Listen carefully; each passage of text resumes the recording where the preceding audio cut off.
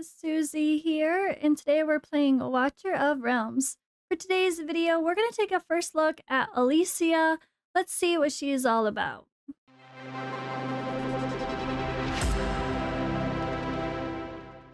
Alrighty, so I was taking a look at this, and at first I was like, okay, Epic Lord, it's our next fusion, right? But no, turns out she's actually going to be just added to the pool like normal with the next Ancient Summoning event this weekend. So you can start pulling her now, which is definitely pretty cool, right? I mean, personally, I have FATELESS, so I probably won't need her, at least for the Lord position, let's just say. However, FATELESS and her, given that she's a magic damage fighter, single target, interesting as well. Maybe I'll use her too, I don't know yet. But I thought that was interesting that this wasn't going to be a guarantee. It's kind of a bummer, but then again, they haven't done the guaranteed like shard summon events for the chaotic either, with the chaotic lord, right? Like, I don't believe that was ever one of those, unless I'm remembering wrong. Or maybe it was, but I already had him, so I don't feel like it mattered. I don't remember now. It all blends together. I'm questioning everything. It's fine. Okay. So one thing that I don't see now is the post about this weekend's summoning events. So there was a post about this weekend's summoning events. And even in the new update information, we had some fun stuff that didn't get mentioned in other spots. Like, and I realized I never mentioned them either. Like, Isolde is getting a skin. Really cool. And then exclusive artifact shard summon. What? Exclusive artifact shard summon. So we get a shard summoning event to get Laura's faction, or Laura's exclusive artifact. That's new, right? But where is this thing that said that we're gonna have whatever summoning events this weekend? Yesterday, there was a post here that stated all of the upcoming summoning events that are on the calendar. And then along with this one, it specified that, or at the bottom of the announcement, it said that Elysia will be added to the summoning pool for ancient summons. So this is going to be how you get Elysia now, soon, whatever. I don't want to pull, though, because I already have Pelagios, I already have Torador A1, and I already have FATELESS. So I'm not pulling for this, but if you need a Arbiter Lord and you don't have a FATELESS, this might be a time to pull and just be happy if you get her as an epic, right? Although it doesn't look like the rates are going to be boosted for her as an epic. Unfortunately, it's just an option. So who knows? But all right, let's go in here. So here in the announcements, we did have this little game news here. The Skyward, a Sovereign, Elysia, a fighter, a magic damage. And again, she is an epic lord. So let's take a look at her visually. Let's zoom in. Really beautiful. Look, her face is gorgeous. She's beautiful for sure. Take a look at her armor and stuff. Pretty nice, pretty simple. Not too crazy, but still very interesting. The weapon's nice. The wings are really, really cool that are like floating. I love it. It's really beautiful with the effects, right? I think they did pretty good here, right? I think so. Okay, let's see if I can pull this out or if it's going to be weird. I guess it's going to be weird. Okay, fine. All right, so let's just leave it there. So visually, good job, especially for an epic. I think she's still really interesting. She's not boring. Like, the armor's somewhat simple, but the effects are gorgeous. So, all right, Elysia, now a member of the Supreme Arbiters, strives to keep Liberos, and Monsoon at peace. As their peace envoy, she commands divine lightning and renders powerful verdicts. Okay, that's pretty cool. I like it. I like the staff, honestly. It's pretty neat. They have her listed as single target attack, true damage, and continuous damage. Her talent, basic attack restores 2% rage. Every ultimate unleashed permanently increases damage by 10. True damage included. up to 3 times. So up to a 30% damage boost every time she releases her ultimate. So that's like Hatsu, right? That's interesting. But Hatsuts actually work when you, or unless they changed it, to where it's any allies use their ultimates as well, not just her. So I don't know if that'll be the same here. So she's definitely fine for longer battles, and her damage is going to ramp up after the first few rounds, right? Okay, let's take a look at her stats. Cost is 23, a little bit expensive. Her range does increase when she gets starred up. That's really good to see. A much better range, kind of the same as Arrogance, I believe, right? Attack is 4,300. Attack speed 2.6. Sorry, attack interval 2.6 seconds. Rage regen auto 14. Alrighty.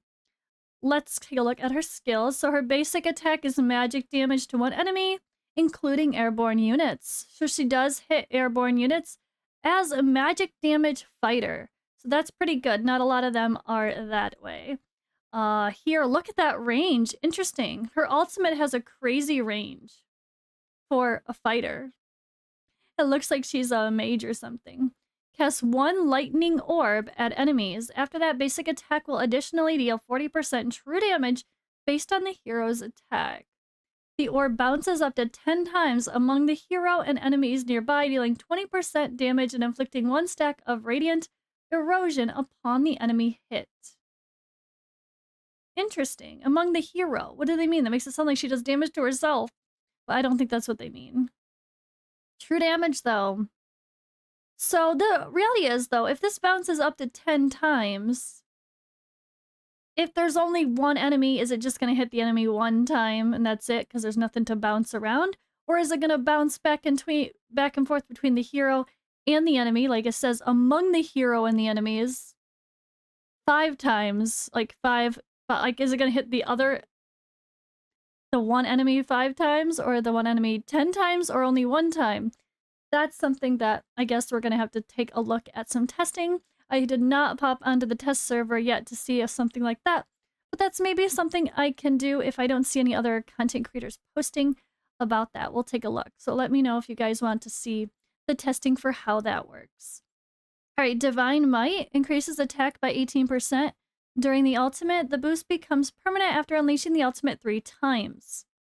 So again, just like this whole after 3 times extra damage talent, her passive increases her attack as well as just the damage increased, period, including true damage. So that's really cool. All right, let's see her Lord skill. Of course, increases faction. Oh yeah, I guess it's gonna be the same thing. So, but just 10%, gains 1 divinity every 15 seconds with a cap of 3. You consume all divinity to cast Lightning Truth. It causes a verdict of... Okay. Lightning of Truth. So she has that too. And causes a verdict of Truth 1, verdict of Truth 2, and final verdict there. So she just has like the baby version, I'm assuming, of Praetus' skill? Or is it... It can't be the same. That's really cool. Okay, I'm surprised. I didn't expect that. And increases damage in the arena by 15%. Hello.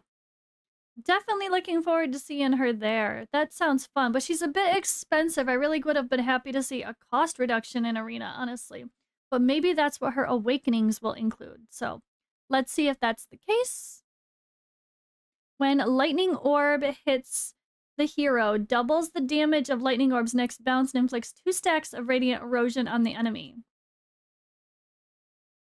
So, because there's... So this might answer the question already about, like, if there's multiple enemies or not. It's just going to bounce to her, the enemy to her, the enemy to her, the enemy just keep bouncing. So every time it hits her, it's going to double the damage of the next bounce. So if it's, like, enemy, her, double damage. Double damage. Back to her, double damage. That's really cool to make it be extra powerful against less enemies. At least that's how I'm reading it. Let me know if you guys think I'm reading that wrong. All right, Awaken at 2, plus 200 attack. Awaken 3, when Lightning Orb hits the hero, restores 10% HP and dispels debuffs from the hero. But can it only hit the hero once? I'm wondering. I wonder if it only does that, like, it will bounce. If there's only one enemy, it bounces to the enemy, then bounces back to you, and then it's just done because it's already hit the one enemy. And it could only hit 10 times total. I don't know. Okay. Because I guess it's not going to keep dispelling debuffs and restoring 10% HP, like, 5 times, is it? Or maybe it is. Alright, attack speed plus 25. Lightning Orb's bounce count is plus 6. Plus 6. So 16 times instead of 10? Wow. Okay, that'll be a fun one. The good thing is, I bet you all have some soul stones lying around because we have no one to use them on. Unless you're a new player. And you're still working on those early amazing people like Edemos or Wrath or Greed that really deserve those stones first. She seems pretty worthy. This seems like a really fun hero. Alright guys, let me know what you think in the comments below. I think she sounds really fun. So where would we use her? Everywhere? This sounds like another option where anywhere you need a fighter, period, she's gonna be awesome. She can hit airborne, she can hit ground. The only difference is she's not AoE per se, but then again, she kind of is with this lightning orb, so maybe she'll still be fine in areas with multiple enemies as well. But she sounds great. Her Lord skill is going to be huge for people without a Praetus. So I could absolutely see people summoning just hoping to get her this weekend, even if you don't care about getting an extra Torador. If you don't have a Torador and you're working and you use like a good Nightmare comp, you should probably summon this weekend for that. But knowing she is part of the pool is really important because they took that post away. And I feel like I'm crazy when I look 100 times. Literally just yesterday, I saw the post about the summoning events coming up for this weekend. But maybe because it is the weekend, they took that away. But why? Why would they take that away? Unless it's wrong and they didn't mean to put the part about Elysia? It's very possible. Just double check, guys. Tomorrow, when the Ancient Summoning event happens, go to the summoning section here, click the details, check the drop rates, and make sure she is added to the pool of epics. See if she is there or not. For Ancients, I think she's an Ancient exclusive as well. But alright guys, I'm going to go ahead and read the lore and finish us out here for this video. So let's do the thing. Lend her your hearts, follow her commands, and she will lead you to glory. This I swear. Ingrid. In the dense, shadowed forests of the Liberos Kingdom, a legendary figure emerged from the ranks of the downtrodden. Her name is Elysia, the Skyward Sovereign, and this story marks her rise. The Liberos Kingdom, though impoverished and thrived on the spirit of its people, Elysia recognized the persistent threat from rival kingdoms and took up arms to defend her home. She became a guerrilla fighter, leading a band of freedom fighters deep within the verdant, labyrinthy forest of Liberos. Her knowledge of the terrain and her strategic brilliance turned the forest into a natural fortress. Under her leadership, countless covert operations were executed with precision, and her troops came to revere her, not just as a leader, but a paragon of defiance. Elysia's reputation as a compassionate yet formidable commander spread far and wide. Her uncanny ability to inspire and galvanize her troops, coupled with her tactical acumen, earned her the trust and unwavering loyalty of those she led. Her band of fighters was more than just a military unit. They were a family, bonded by their shared struggle and Elysia's unwavering commitment to their well-being. Ingrid, Empress of the Masun Empire, kept tabs on Elysia's remarkable rapport with her followers. Though the Masun and Liberos were in open conflict, Ingrid's envisioned a situation that might benefit them both. The Empress was constantly seeking leaders who could complement her iron fist rule with character and charisma, and viewed Elysia as a top candidate for a key role in the Supreme Arbiters. By enticing Elysia, she would not only ease tensions between the warring kingdoms, but also gain a formidable battle captain for the Arbiters themselves. As for Elysia, she knew that a seat among the Arbiters would guarantee better resources for the struggling Liberos kingdom, as well as secure its future. And so, Ingrid extended her offer to Elysia, promising a ceasefire in exchange for her service as Arbiter Lord. However, Ingrid also stated her conditions. Elysia would have to earn the title and the wings that symbolize it. Ingrid sent her most elite Arbiter operatives to capture Elysia's most trusted lieutenant, challenging Elysia to rescue them before dawn. The task was a brutal gauntlet of traps and ambushes set within a sprawling ancient ruin of the edge of Liberos, referred to some as the Labyrinth.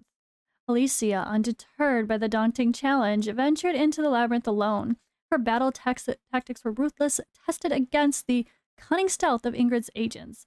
In navigating the treacherous maze with unparalleled agility, Elysia outwitted the traps and overpowered the ambushes, using her keen intellect and indomitable spirit to overcome each obstacle.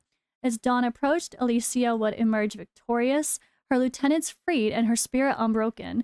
Witnessing Elysia's extraordinary determination and prowess, Ingrid became convinced. The battle captain had earned her wings and a ruling seat among the Arbiters, and a ceasefire was promised.